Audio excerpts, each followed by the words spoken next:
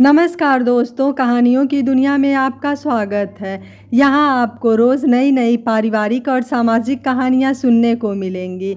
हर कहानियों से आपको कुछ ना कुछ प्रेरणा और कुछ ना कुछ सीख मिलेगी, क्योंकि कहानियाँ हमारे समाज का दर्पण होती है और कहानियों के माध्यम से नित हमारे सामने नई नई चुनौतियाँ उजागर होती हैं, कुछ समाज की और कुछ परिवार की। हमारी आज की कहानी एक लड़की की दर्द भरी कहानी है।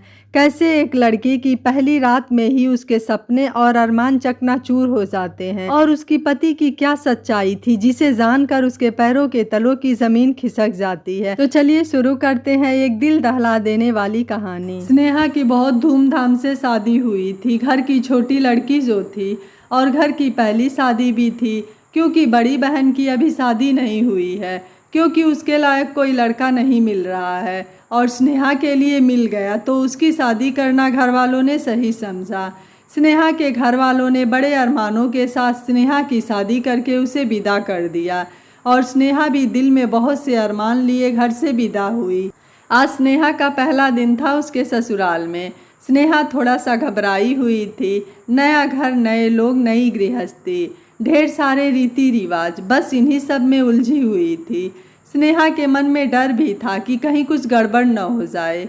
किसी तरह दिन बीता और सब रस्में खत्म हुई। अब बारी थी अपने जीवन साथी को समझने की। स्नेहा थोड़ा घबराई हुई, शर्माई हुई, हिचकिचा रही थी। अब वो अपने कमरे में थी अपने पति राजन के साथ। एक बात जो वह शादी में राजन में नोटिस कर रही थी वह यह थी कि राजन उससे खिंचा खिंचा घूम रहा था, स्नेहा से दूर भाग रहा था, उसे अवॉइड कर रहा था। पर स्नेहा इन सब बातों को समझ नहीं पा रही थी। पर अब तो राजन और स्नेहा आमने सामने थे। राजन ने स्नेहा से कहा, तुम बहुत थक गई हो, आराम करो, हम कल बात करेंगे, कुछ खास तुम्हें बताना है। यह कहकर राजन बालकनी में चला गया सिगरेट पीने के लिए और स्नेहा जो 2-3 रातों से सोई नहीं थी, उसे पता नहीं कब नींद आ गई और वह सो गई। दूसरे दिन सुबह से ही शादी के बाद की रस्में शुरू हो गई और स्नेहा उन रस्मों में व्यस्त हो गई। इस तरह 4-5 दिन बीत गए। स्नेहा और राजन में ढंग से बात भी नहीं हो पाई। अब स्नेहा के दिमाग में शक घर करने लगा था, कुछ तो है जो राजन उससे छुपा रहा है।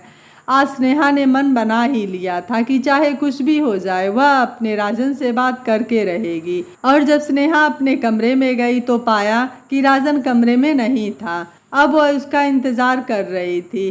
करीब सुबह के 4 बजे राजन कमरे में आता है। उसे लगा कि स्नेहा सो रही है, पर आज तो स्नेहा उसी का इंतज़ार कर रही थी। राजन के कमरे में आते ही स्नेहा ने पूछा, आप कहाँ थे कल रात से और आप मुझसे भाग क्यों रहे हैं? क्या आपकी लाइफ में कोई और लड़की है जिससे आप शादी करना चाहते थे? राजन स्नेहा के सवालों से परेशान था। राजन ने स्नेहा को समझाते हुए कहा, जैसा तुम समझ रही हो ऐसा कुछ नहीं है। मैं तुम्हें शादी वाले दिन ही बताना चाहता था, मगर तुम्हें खोने के डर से नहीं बता पाया। राजन ने आगे बोलते हुए कहा कि स्नेहा, मैं तुम्हें खोना नहीं चाहता था, इसलिए बताने की हिम्मत नहीं हुई। शादी से पहले भी कई बार बताने की कोशिश की, घर वालों ने रोक दिया।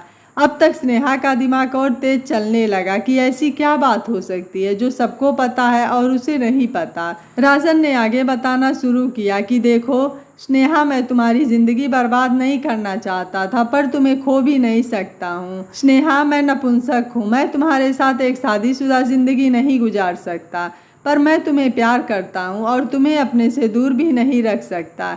यह सब सुनकर मानो स्नेहा के पैरों तले ज़मीन खिसक चुकी थी। स्नेहा का दिमाग सुन्न हो चुका था। उसके अरमान टूट के चकनाचूर हो चुके थे।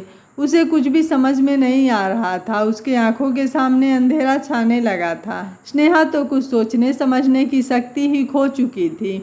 उसके साथ इतना बड़ा धोखा जो सबने मिलकर किया था, उसे समझ ही नहीं आ रहा था कि वह क्या करे, किससे और क्या कहे।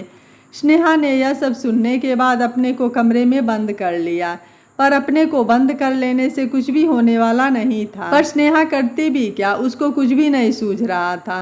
2 दिन बाद वह कमरे से बाहर निकली और अपने मायके जाने के लिए तैयार होने लगी तो उसकी सास ने साफ मना कर दिया कि अब तुम्हें यहाँ रहना है, चाहे जैसे रहो, और यहाँ के राज अब तुम्हारे राज हैं। इस घर की इज्जत अब तुम्हारी इज्जत है। अब वापस जाने के सारे रास्ते बंद हो चुके हैं तुम्हारे लिए। इससे पहले स्नेहा ने कभी भी अपने आप को इतना मजबूर नहीं पाया था। उसे कैसे भी करके यहाँ से निकलकर अपने मायके जाना था और उसकी सास ने उसके अपने घर वापस जाने के सारे रास्ते बंद कर दिए थे। अभी 2 दिन बाद जो विदा हो अपने घर जाने वाली थी स्नेहा, वह भी उसकी सास ने बहाना बनाकर अभी विदाई रोक दी थी। अब स्नेहा बहुत बुरी तरह से छटपटा रही थी। इसी बीच उसकी सास को एक तरकीब सूझी कि क्यों न एक रात स्नेहा को उसके देवर के साथ भेज दिया जाए उसके कमरे में, जिसके बाद वह अपने घर वापस जाने की जिद को भूल जाएगी। और आज रात उसकी सास ने ऐसा ही किया और स्नेहा के देवर को उसके कमरे में भेज दिया, जहां उसके देवर ने उसके साथ जबरदस्ती की। इस हादसे के बाद स्नेहा पूरी तरह टूट चुकी थी। पहले एक नपुंसक से शादी होना, फिर उसको उसके घर न जाने देना और बाद में उसी के देवर का उसकी इज्जत से खेलना, ये सब बातों ने स्नेहा को तोड़ दिया था। अब तो वह घर भी किस मुंह से जाए, यह स्नेहा सोच नहीं पा रही थी। उसे उस समय अपनी जान देना आसान लग रहा था और परिस्थिति से लड़ना कठिन लग रहा था और लड़ने का कोई रास्ता भी नहीं सूझ रहा था। इधर देवर ने रोज उसकी इज्जत से खिलवाड़ करना शुरू कर दिया। यह सब होता हुआ देखकर भी सास चुप थी और राजन मूक दर्शक। ये सब बातें स्नेहा अपने घर वालों को बताकर दुखी नहीं करना चाहती थी, इसलिए उनके सामने चुप थी। एक दिन स्नेहा बिना कुछ सोचे समझे अपने ससुराल से निकल भागी और भागकर अपने घर भी न गई। जैसे ही उसकी सास को पता चला कि स्नेहा घर छोड़कर चली गई, उन्होंने स्नेहा के घर पर फ़ोन किया। जब स्नेहा वहां भी न पहुंची तो स्नेहा के चरित्र पर लांछन लगाते हुए कहने लगी, मुझे तो इस लड़की के लक्षण पहले दिन से ही सही नहीं लग रहे थे, पर अपने बेटे से हारी थी जो उसको पूछता था। मैं करती भी क्या, अब देखो मौका पाते ही घर से भाग गई अपने यार के साथ। स्नेहा के घर वाले इन सब बातों से अनजान चुपचाप स्नेहा के सास की जली कटी बातें सुन रहे थे। करते भी क्या, लड़की के माँ बाप जो ठहरे और उस पर लड़की ससुराल से भाग भी गई थी। उन्हें तो नज़रें नीचे करके सब बर्दाश्त करना ही था। उधर स्नेहा अपने ससुराल से निकलकर अपनी दोस्त शिखा के घर जा पहुंची, जो कि उसकी खास सहेली थी और जिस पर वह विश्वास भी कर सकती थी। उसने सारी बातें शिखा को बताई, जिसे सुन शिखा के आंखों में खून उतर आया। मन में आया कि जाए और स्नेहा की सास की जान ले ले, पर स्नेहा ने उसे शांत किया और उससे मदद मांगी, जिस पर शिखा तुरंत तैयार हो गई। स्नेहा ने सब कुछ भुलाकर अपने को उठकर चलना सिखाना शुरू ही किया था कि स्नेहा को फिर एक बार झटका लगा जब उसे पता चला कि वह माँ बनने वाली है। स्नेहा एक बार फिर टूट गई। उसके सामने अपनी पूरी जिंदगी पड़ी थी, जिसे उसे खुद संवारना था और उसके साथ एक बच्चे की जिम्मेदारी उठाने के लायक न थी स्नेहा।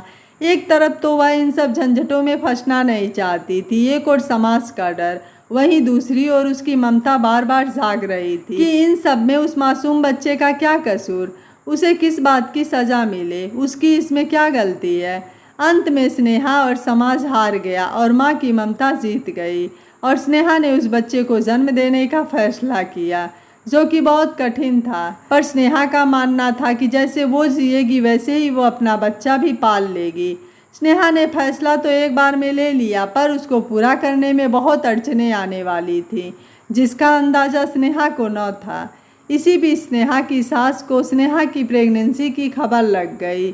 स्नेहा का 8वां महीना चल रहा था। वो ढूंढते हुए स्नेहा के पास पहुंची और उसको घर चलने की जिद करने लगी। साथ ही ये भी कहने लगी कि ये उसके अकेले का बच्चा नहीं है, उस पर उसके बड़े बेटे का भी हक है।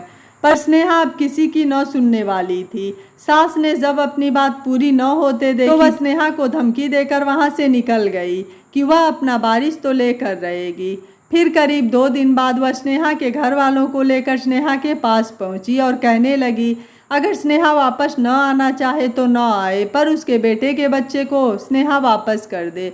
आखिर वो मेरे बड़े बेटे की पहली संतान है और वैसे भी तेरा चरित्र तो सही नहीं है। इस बार स्नेहा से रहा नहीं गया और उसने गुस्से में सबके सामने कह दिया कि नपुंसक कब से बच्चा पैदा करने लगे, जिसे सुन सब दंग रह गए।